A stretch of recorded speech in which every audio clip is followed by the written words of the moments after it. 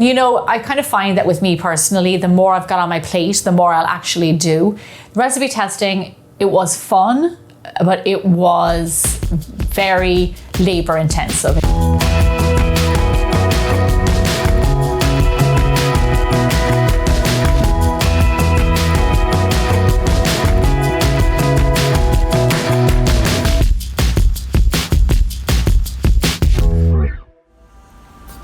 So I'm back recipe testing today. I have a bake sale in 3 days to sell all of the products for the cookbook, and nobody actually knows it's from the cookbook. People just think I'm recipe testing, which is kind of exciting because I get to see what they think.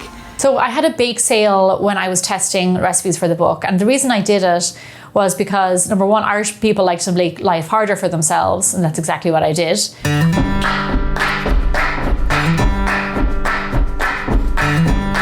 Recipe testing again today, and I just made a recipe for the rolling pin chapter, and it is a buttery almond kind of a breakfast pastry.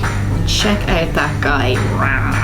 I wanted to make sure that all of the recipes that we tested, that they all found a good home. I don't like waste, and I wanted to make sure that they didn't go in the bin and that people got to enjoy them. So I asked a few people and I looked around and I found that No Kid Hungry do these amazing fundraisers, bake sales. So I set the date for the bake sale and we worked up towards that date, and I had to make sure that all the recipes were tested and done. We have our Tahoe peanut butter bars over here, and we had to set up an extra cooker in the sitting room.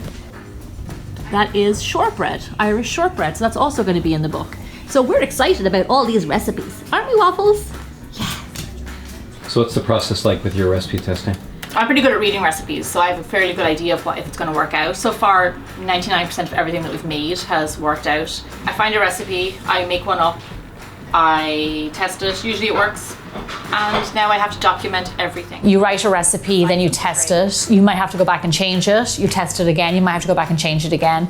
All of the recipes in the book were tested minimum 2 to 3 times. This is a blueberry cheesecake. This is a lemon and blueberry pound cake that's gonna get a glaze.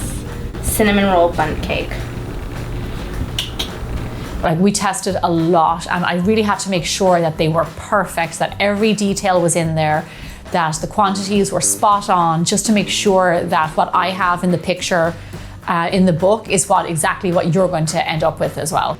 I just tried a recipe that I had from home from Ireland for fisher rolls, and what we have here in the pot,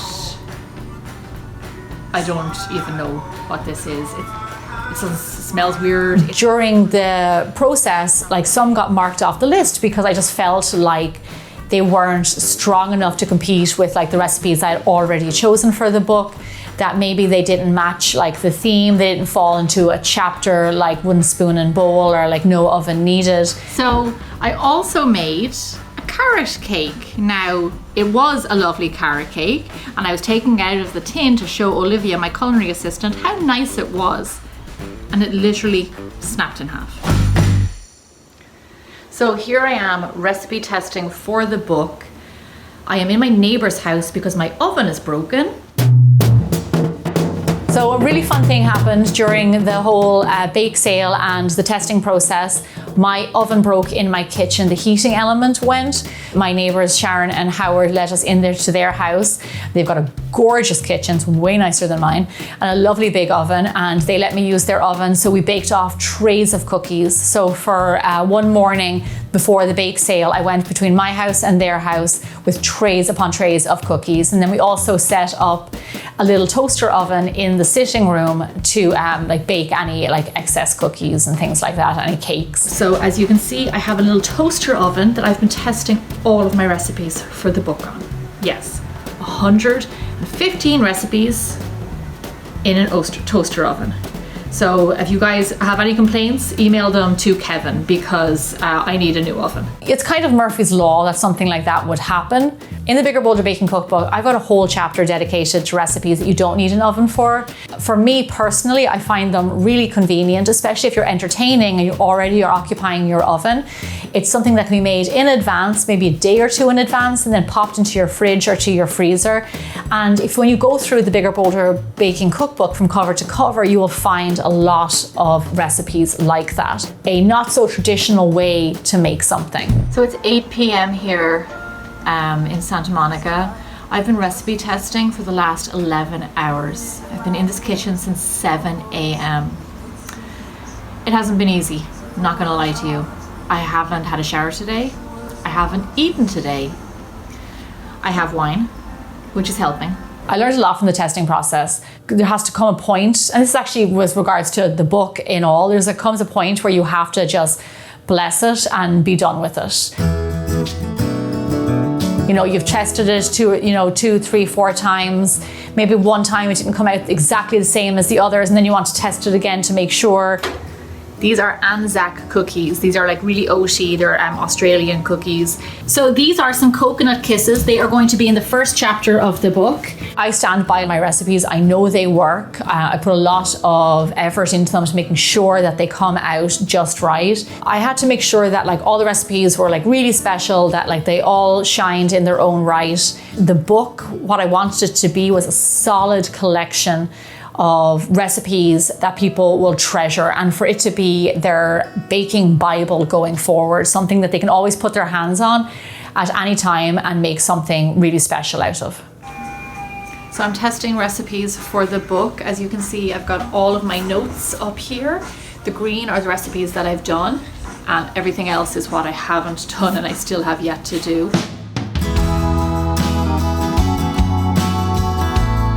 So the way I like to work is I like to make lists and I like to check things off lists. It just makes me feel a little bit better. I can visualize what I've done, what I haven't done. I printed out the list of recipes, everything we had to test, and I got a green marker and I marked off as we went each recipe as it was tested. Really, really exciting news is that, you know my list on the wall? Ta-da! Where are we? This one, I just have to mark off that, and that is one chapter totally tested. We're doing okay, we're getting there. We're grand. Doing great. How much, like, what percent do you think we're done here for tomorrow? A lot. I'd say 60%. She's keeping me in the dark, this woman. I'd say 60%. I have no clue. And it took me some time. Those sheets were up there for probably over, I'd say 2-3 months, but like slowly but surely 115 recipes, they all got tested. I'm about to mark off the last recipe to be tested in my book. I'm going to give myself a little drum roll. 115 recipes, done and dusted, tested, ready for my book. It's exciting. Yeah, it is. It's really exciting. With taking on a book, there's so many different parts to it that it just kind of signified that one part was almost finished and I was going to move on to the next part. Big sale. Also May the 4th. Or was that yesterday? No, May the 5th. May the 5th. It's Cinco de Mayo. What was Star Wars Day? Yesterday? Yesterday. Today's a way more important day. We're having a bake sale. We're having a charity bake sale, and we're selling just like everything in the world. Cobblers, cookies, pies, Bakewell pie, cheesecake. What else? Coconut cake. Hit me. What's this mean? We're dressed up. We look nice.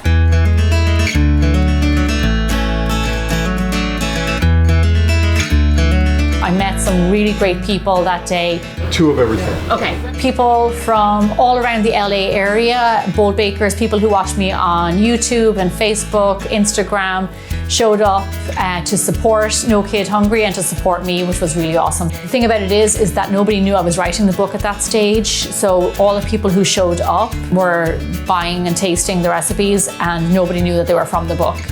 But the results of the bake sale were astounding. Everybody was super generous, and at the end our money was actually matched by another sponsor, so we raised around $5,000, which provided tons of meals for kids who are waking up in the morning hungry, who are going to school with an empty tummy, and for kids who are out there just struggling. So it really was definitely well worthwhile. It was a lot of work But that's the kind of work I like to do. It meant something, it provided something for others, and I got to bake, and that makes me really happy. So baking and sharing is kind of one of my most favorite things to do. You know, I kind of find that with me personally, the more I've got on my plate, the more I'll actually do. I am planning on delivering the manuscript for the book 3 weeks early, and I'm really trying to keep that deadline. So please God, that will happen. So during the testing of the recipes, I also had a deadline to hit to deliver the manuscript. So that was all the recipes finished 100%, and which also included a little blurbs at the top of every recipe. So finally, when I delivered the manuscript, I felt relief. What you doing, Gem? I'm about to send off my manuscript for my book. How are you feeling? I'm feeling good. A week early. It's pretty tight. I'm really happy. What was the process like? It was fun. It was really fun. It was long. It was a lot of man hours. It took a long time. I've been doing it for 6 months, over 6 months. But it was fun.